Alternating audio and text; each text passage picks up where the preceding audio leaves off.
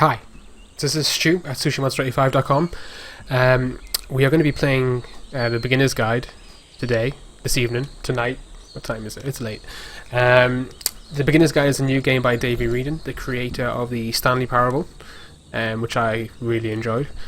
The reason I'm sort of introducing the video like this is because it's a very audio-heavy game. I haven't played through a lot of it. I've just played through a couple of minutes of it now, just because I've been getting some control issues worked out. But there's a lot of talk. Basically it's heavily narrated. I don't really want to jump in too much over that. I might do from time to time, but for mostly I'll just let it go and we'll just go through it. We may even go through it all. We'll see how it goes. But so yeah, let's begin the game.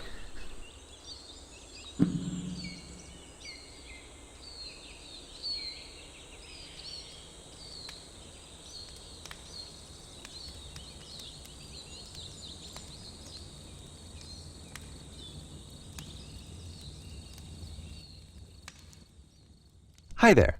Thank you very much for playing The Beginner's Guide. My name is Davey Wreden. I wrote The Stanley Parable, and while that game tells a pretty absurd story, today I'm going to tell you about a series of events that happened between 2008 and 2011. We're going to look at the games made by a friend of mine named Coda. Now, these games mean a lot to me. I met Coda in early 2009 at a time when I was really struggling with some personal stuff, and his work pointed me in a very powerful direction. I found it to be a good reference point for the kinds of creative works that I wanted to make. So just to start you off, this is, I think, the first game he ever made. It's a level for Counter-Strike. You can walk around here, by the way. And mostly it's just Coda learning the basics of building a 3D environment. But what I like is that even though he starts from the simple aesthetic of a desert town, he then scatters these colorful abstract blobs and impossible floating crates around the level. And of course, it destroys the illusion that this actually is a desert town, and instead this level becomes a kind of calling card from its creator. It's like a reminder that this video game was constructed by a real person. And it kind of makes you wonder, what was going through his head as he was building this? This is what I like about all of Coda's games. I mean, not that they're all fascinating as games, but that they are all going to give us access to their creator. I want us to see past the games themselves. I want to get to know who this human being really is. And that's exactly what we're going to do here. So, it's 2008, Coda starts making these games, and he never releases any of them. He doesn't put them onto the internet, he just makes them and then immediately abandons them, and they sit on his computer forever. And I think he really understood this image of himself as a recluse. At one point, he jokingly renamed his computer's recycling bin to Important Games Folder. So, this was just how he worked. He tended to crank them out one after the other without even really pausing to try to understand what he had just made, until suddenly one day, he just stopped. In 2011, that was it. He made his last game, and then he hasn't made another one since. And that's why I've taken this opportunity to gather all of his work together, is because I find his games powerful and interesting, and I'd like this collection to reach him, to maybe encourage him to start creating again. And if the people like you who play this also happen to find his work interesting, then I'm sure it'll just send that much stronger of a message of encouragement to Coda. So thanks for joining me on this. If you have a particular interpretation that I haven't mentioned here, or if you just need to get in touch, you can email me at daveywreden@gmail.com.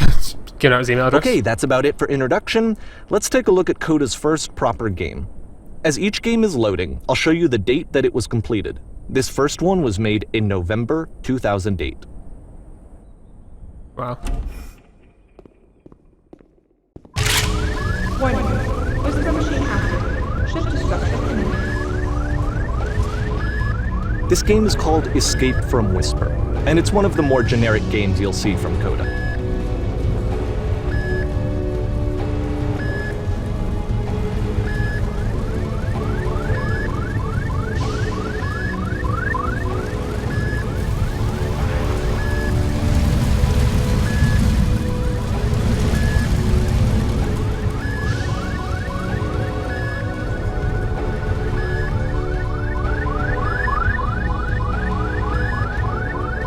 Okay. so we can move out and shoot.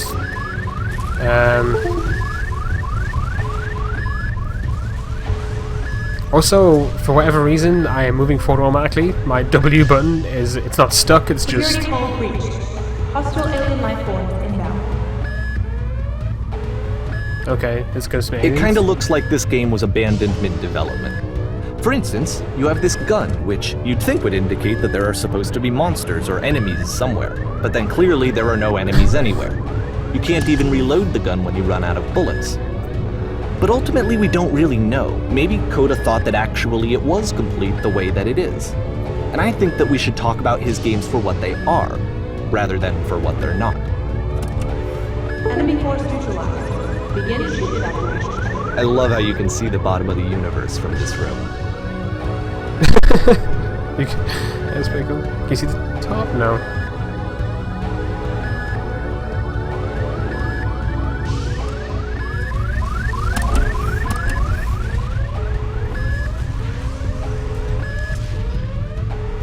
Wow.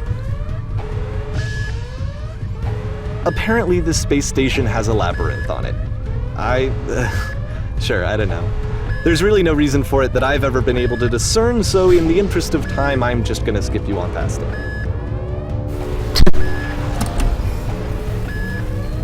Okay, this is the part that's interesting. The game has this narrative about the whisper machine and how it has to be turned off, and then you get to the engine room. Hey, you there, in the engine room. You could save us all. That beam is powering the whisper machine. We could disrupt it by introducing a great enough heat signature. If your body could stop the beam. It's so much to ask, but for all of our lives, would you do it?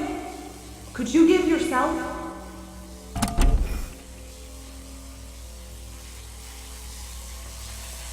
Sure. Let me pause here for a second.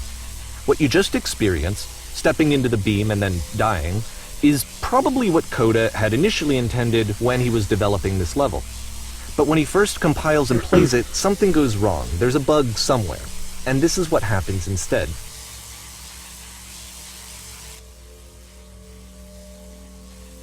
This is intriguing. What happens? Oh shit.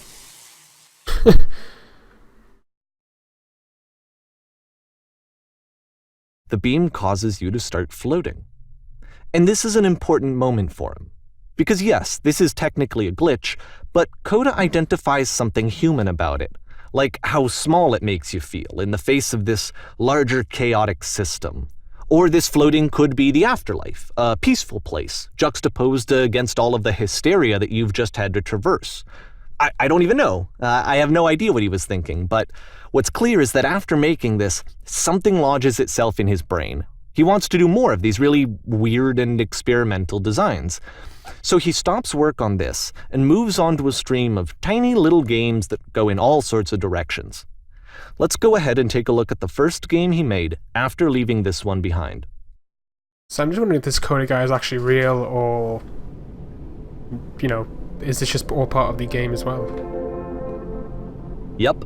In this game, you can only walk backwards. Okay. See where we need to go. That's pretty cool. Oh, but the... So it's a short and relatively minimalist experiment combining motion and narrative.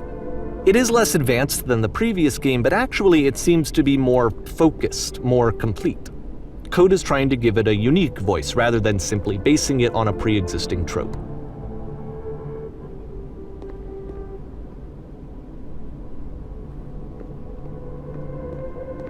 Let's get up these stairs. She's always behind her.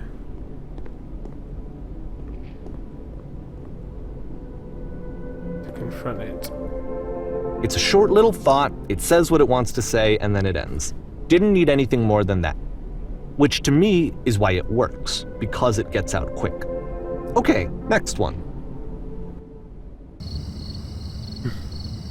This is pretty creepy.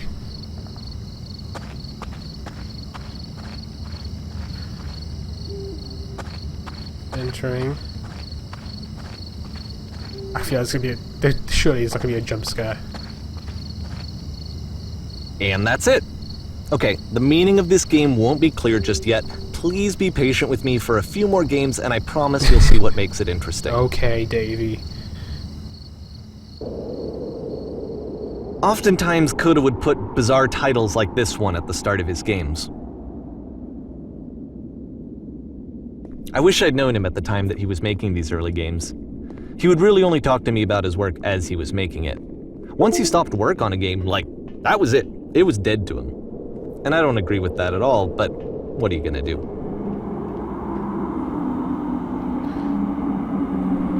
Okay, am I supposed to be slowing down, or is... Once you've been slowed to an absolute crawl, the door at the top of the stairs opens. So why, if Coda's not showing these games to anyone, why bother opening the door at all? Well, to show you, I'm modifying the game here so that when you press enter, it'll bring you back up to full speed so you can enter the door for yourself. Okay.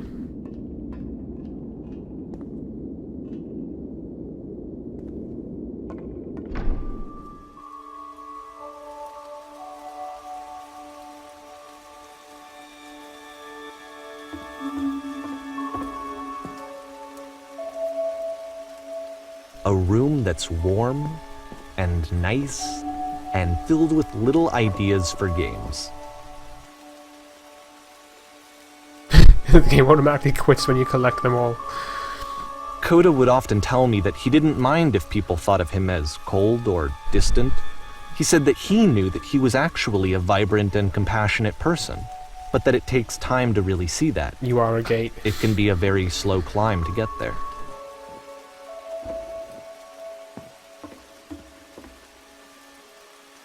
A key in one game unlocks a door in a completely separate game.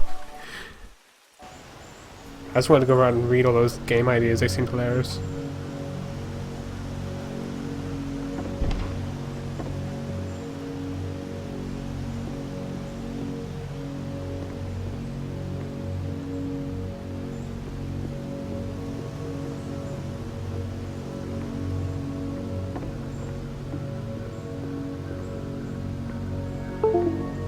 Well, this is new for Coda. It's an actual puzzle. Go ahead and see if you can solve it. Oh no, I've come too far already.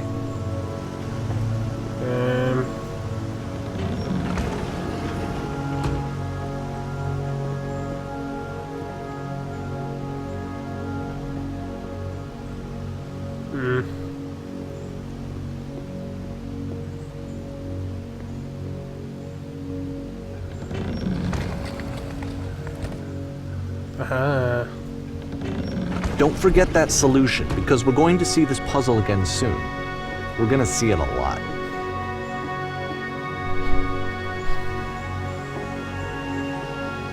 The solution is always behind you, it's where you've come from. So that seems to be it, right? You walk down a corridor, you solve the puzzle, you get to the end. Simple enough. Alright, now I'm going to modify the game again, so that when you press enter, it'll remove all of the walls from this room. Okay. Shit. Wow.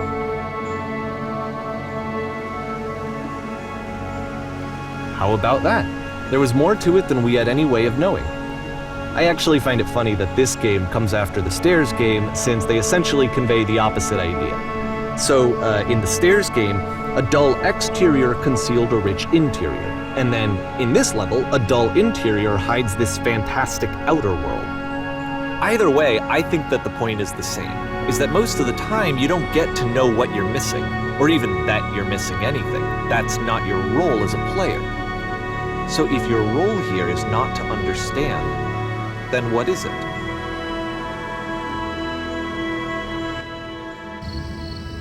Nope. You're now exiting, okay? Aha! So, this, combined with the entering game from earlier, tells us that Coda believes his games are connected somehow. It could even be that the Stairs game and the puzzle game are literally connected in between this and the entering game. There's a bigger picture that all of his games are meant to play a role in, some larger meaning that we won't be able to grasp until we've seen all of them. And once we have, we can step back and start to understand what exactly that bigger picture is.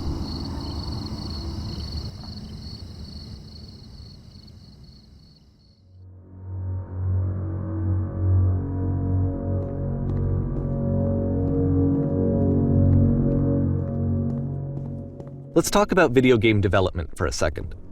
Every video game runs on what's called an engine, which determines what the game can and cannot do. So in other words, the engine is a set of tools for game development. Seems to be a nice pub. To make all of these games, Coda is using an engine called Source. Like all engines, Source has certain things that it does well, and it has certain things that it does poorly. One of the things that it does very well is boxy linear corridors. That's why so many of Coda's games are set in these large, flat, empty rooms, is just because he's working with what the engine does well. The tools available to the creator shape what kinds of creative work they're going to end up making.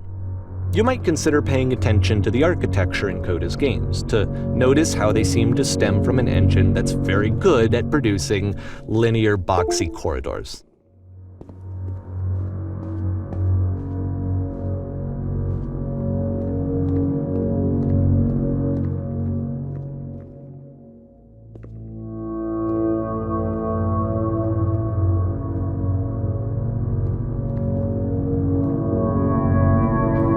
This is like the Stanley Parable platformer.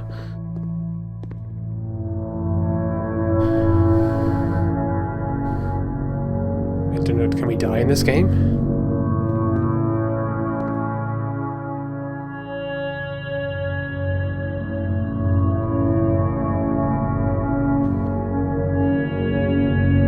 Oh no! Were we meant to fall all along? Yeah, I guess.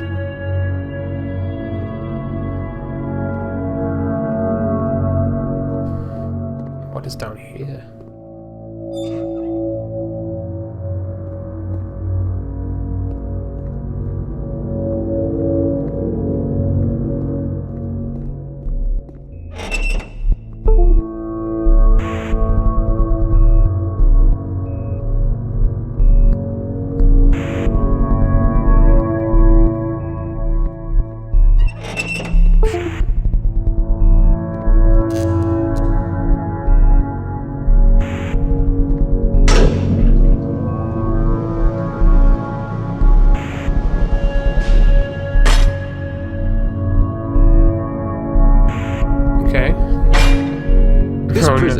Funny enough, in Coda's original design, the doors stayed shut for a full hour before letting you go. Oh my god. If you don't mind, I think we're gonna skip that.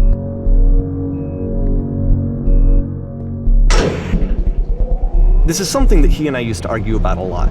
You know, whether a game ought to actually be playable, whether it means anything if no one can get through it. And I would always defend that, you know, all this work goes into the game, why not make it playable and accessible? And so we just got into heated arguments over it, and there was one time that after one of these conversations, he went home, and a day or two later, he sent me a zip file entitled Playable Games that was full of hundreds of individual games, each of which was just an empty box that you walked around in and nothing else. Believe me, I played every single one of those just to find out if there was like a gag hidden somewhere. There wasn't.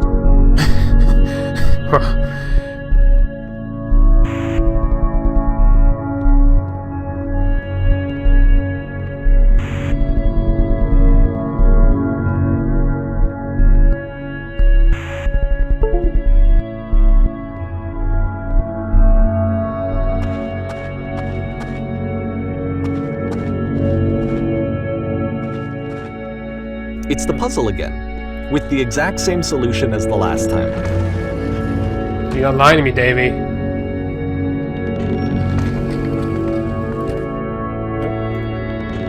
There's still no clear indication of what makes this puzzle so special that Coda is going to return to it over and over. But I promise I'll share with you my interpretation very shortly.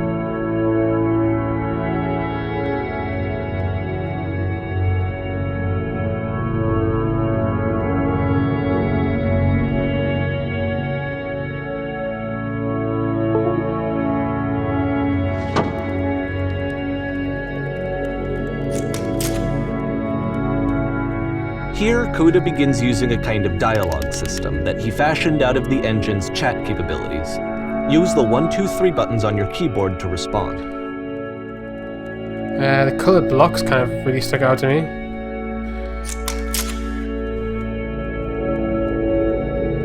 Did you have to get through a puzzle with 2 doors and switches? I'm finished.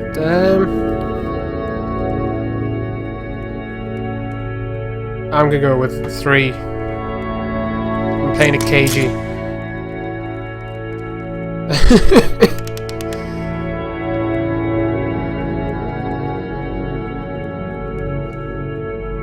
Okay, I'll tell you.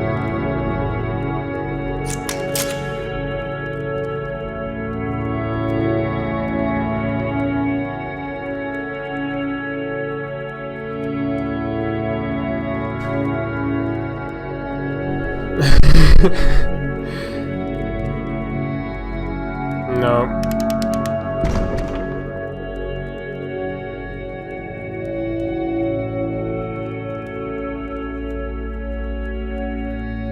So I can't actually tell him.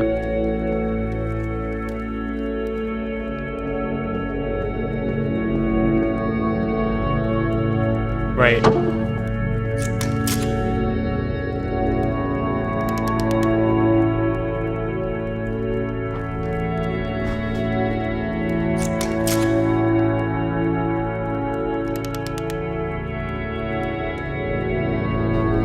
What happens if I solve it?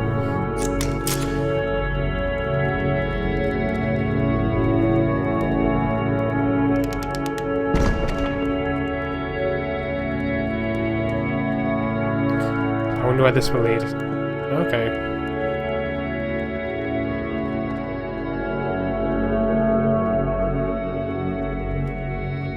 And so we make one last descent down to the final floor of the level.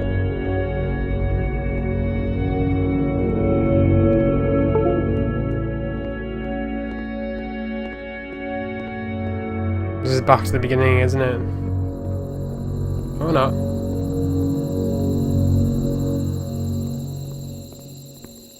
It's a lamppost. Okay, I can't tell you quite why, but for some reason Coda fixates on this lamppost. It's going to appear at the end of every single one of his games from here on out. I'll tell you what I think. I think that up to this point, he's been making really strange and abstract games with no clear purpose, and maybe you can only float around in that headspace for so long. Because now he wants something to hold on to. He wants a reference point. You have to get to the lamppost. He wants the lamppost. work to be leading to something. He wants a destination, which is what this lamppost is. It's a destination. We're going to see it in the work as well. His games are just going to become a lot more cohesive, a lot more fully developed, with more of a clear idea behind them. And as we go, that idea will get clearer and clearer and clearer.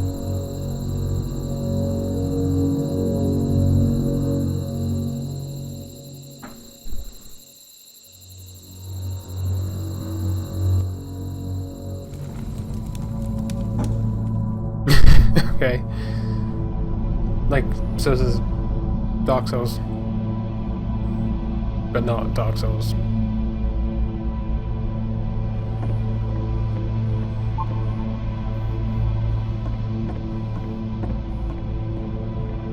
So first off, I'm sure you can deduce this, but this game is not connected to the internet. All of the notes that you're going to see have been written by Coda.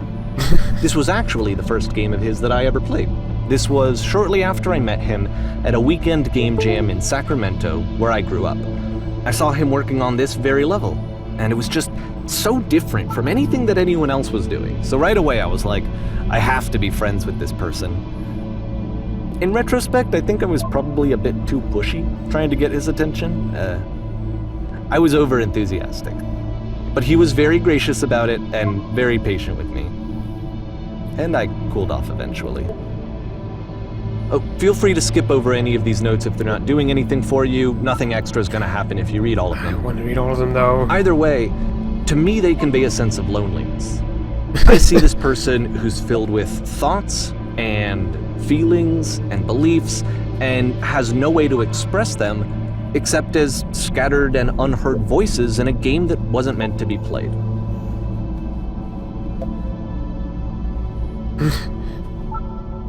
But it's ironic, isn't it? That in playing this game and seeing how alone Coda often felt, that we get to know him better and actually kind of connect with him. And I have to be honest with you, this idea is really seductive to me. That I could just play someone's game and see the voices in their head and get to know them better and have to do less of the messy in-person socializing. I could just get to know you through your work. I think this is why I always liked Coda's games so much, is because it felt like they let me have that connection. I felt as though he was inviting me personally into his world. And then I feel less lonely too.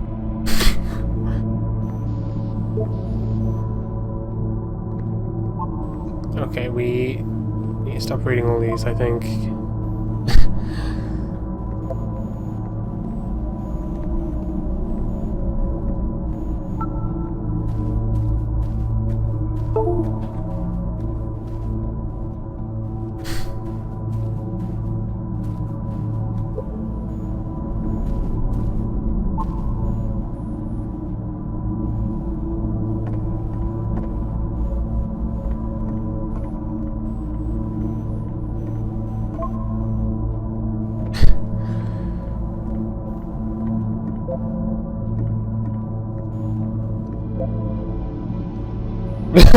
Badass bud.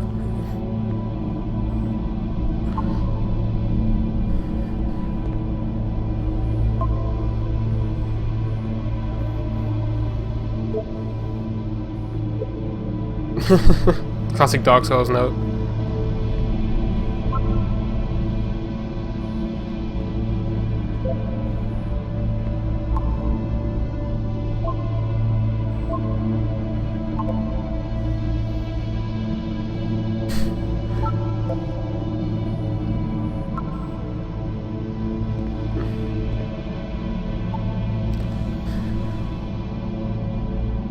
Wow. There's a lot of these. How many of these can we read?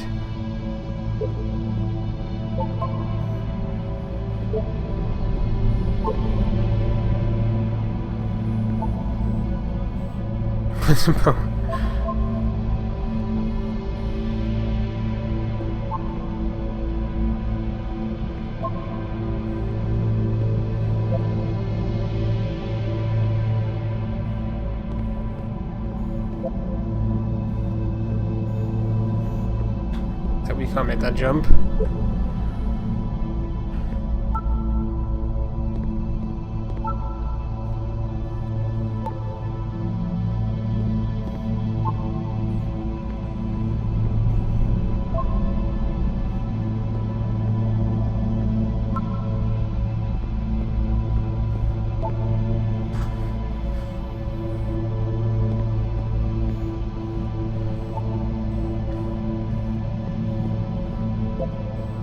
Listen to the other notes.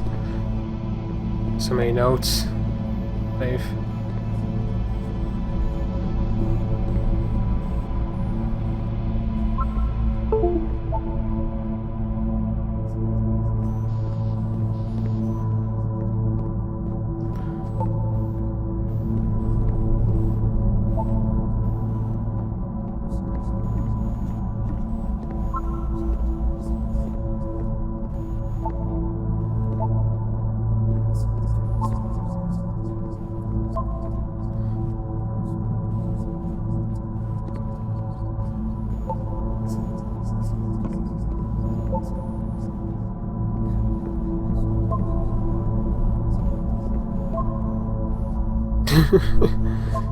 Okay, we're gonna try and get past these notes. These are a lot of notes.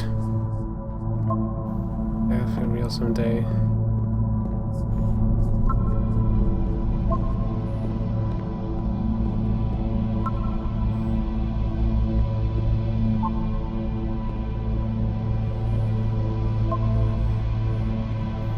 I think that note was lying. 30 minutes. At the end of this level, we're going to see the puzzle again. And here, I'll tell you what I think the puzzle means. Each of these games represents an idea that was on Coda's mind at the time that he was making it. And the puzzle is a way of closing the door on a previous chapter of his life before moving on to the next one. So he has to go back, look back, and use what's behind him to move forward.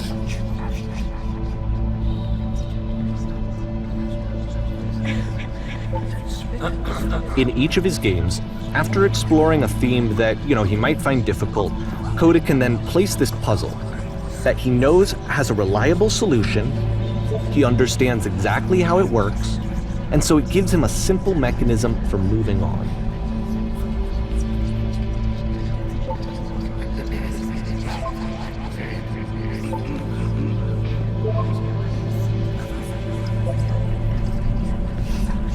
And because there's this dark area between the doors, a space between spaces, before you move on, you get to pause. Just for a moment, a few seconds to reflect on and let go of the events that led you here. To step back and connect the pieces together. To grasp at that elusive bigger picture.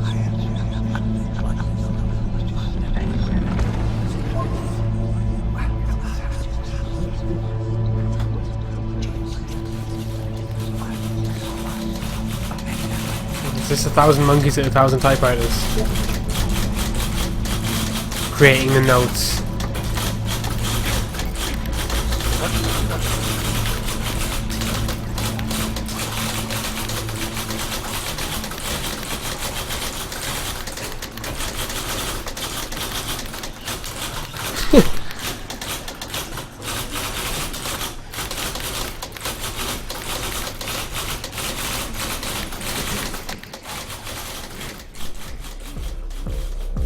Oh no. Okay, this one is tough.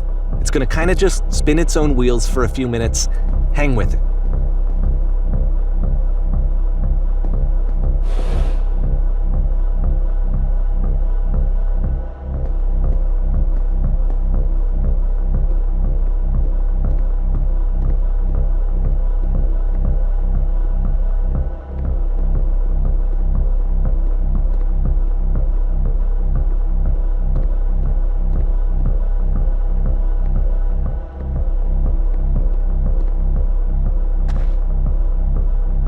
See, this is it. The whole game. And there's nothing that's particularly interesting about it. You just walk to the end of a hallway. Except, for some reason, Coda gets really fixated on this prison that has all of this modern furniture. And I don't know why, but he decides he needs to revisit this prison. He's gonna start over, use the same assets, turn it into something else. Okay, cool. Here's version 2. Okay. It's pretty empty, but okay.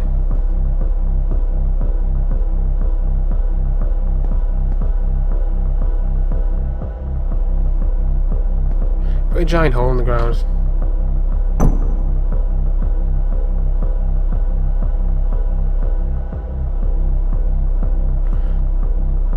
Huge picture of a horse. I would like a huge picture of a horse.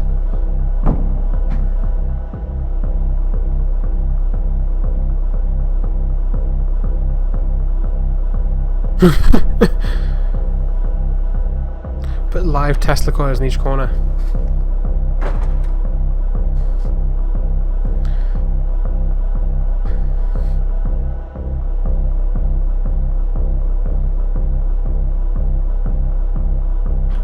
Just say tables were invented in 1935.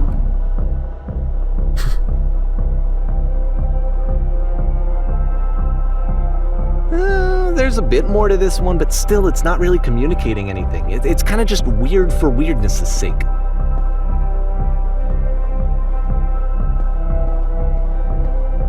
So okay, he throws it out and starts over. This time he comes at the prison idea from a different direction.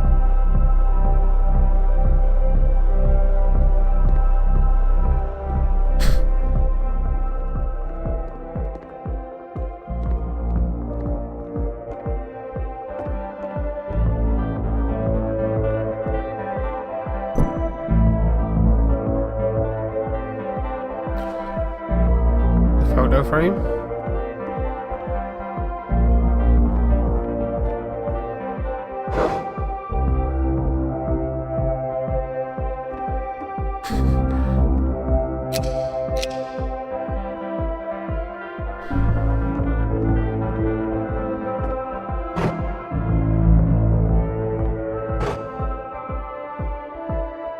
Okay.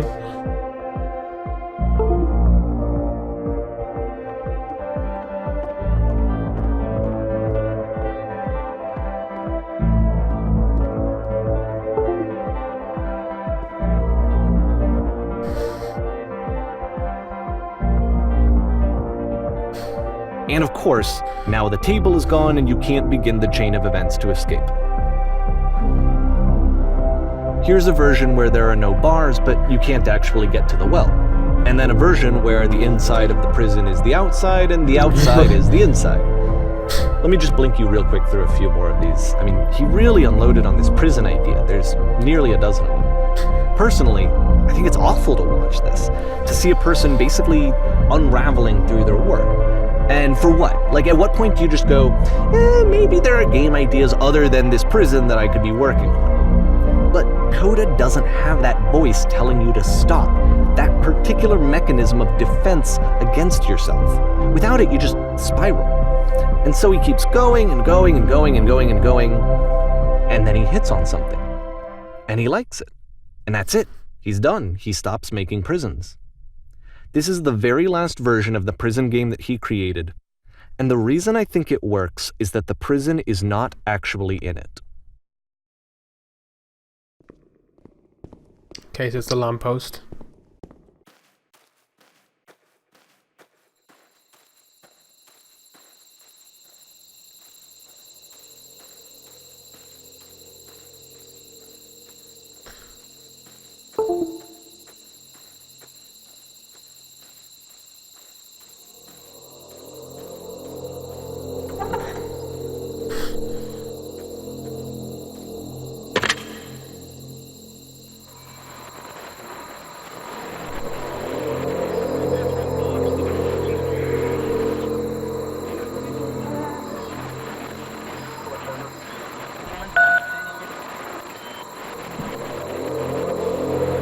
Okay.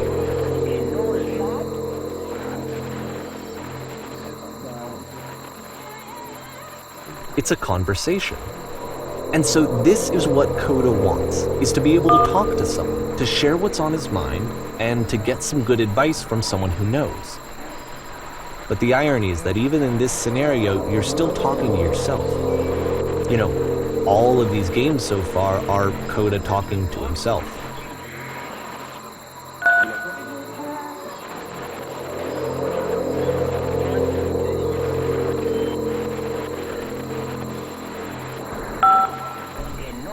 I feel like it's saying something about game development. Well, I know what it's saying something about game development.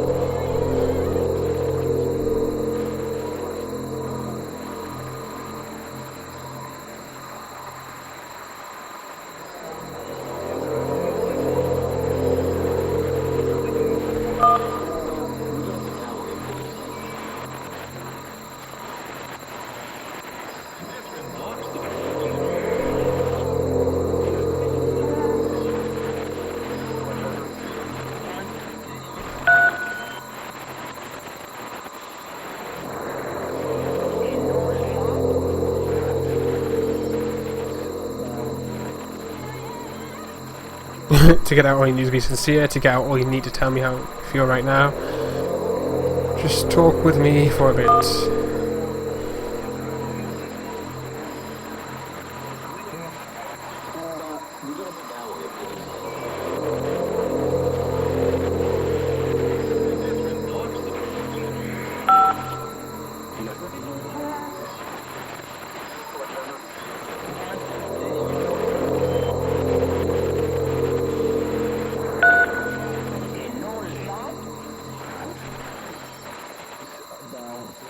I can see why he considers this a fitting conclusion to the prison games. After all of the obsession and frustration, just to be told by someone you can trust that things are going to be okay. Wouldn't that be nice? Okay, so we're gonna call it a day there. That is part 1. We are up to August 2009. I'll make a note of that because we'll pick this up again tomorrow. We are 40 minutes in. I'm liking it so far. Again, it's saying I imagine it's speaking to me anyway, but I imagine it speaks to you a lot more if you're a game designer. It seems to sort of have a lot of it seems to be tackling a lot of issues to do with, you know, isolation and loneliness, especially in creating, you know, something and needing to talk to someone about that. But we'll play more of it tomorrow. Once again, this is Stu at sushimonster85.com. Check out the site. Follow me on Twitter at sushimonster. Like and subscribe, please. It helps. And thank you for watching, guys. I will see you again with part 2 of the Beginner's Guide tomorrow. Bye.